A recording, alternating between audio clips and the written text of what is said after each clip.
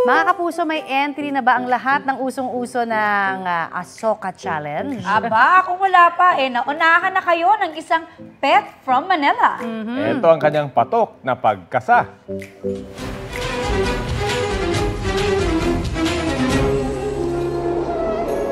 Aso nga po siya, pero G sa Makeup Transformation Challenge ng Asoka. From ordinary looks, si Kelly ala Bollywood fur baby.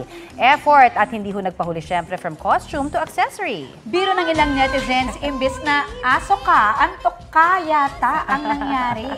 Tila dead na kasi ang expression ni Kelly sa kanyang viral entry. Don't worry, sabi ng owner na si Karen de la Cruz, matagal nilang sinutang video para may pahinga ang baby Shih Tzu.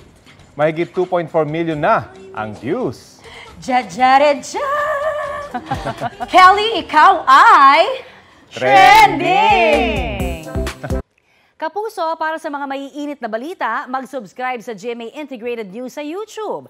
Sa mga kapuso naman abroad, subaybayan nyo kami sa GMA Pinoy TV at sa www.gmanews.tv.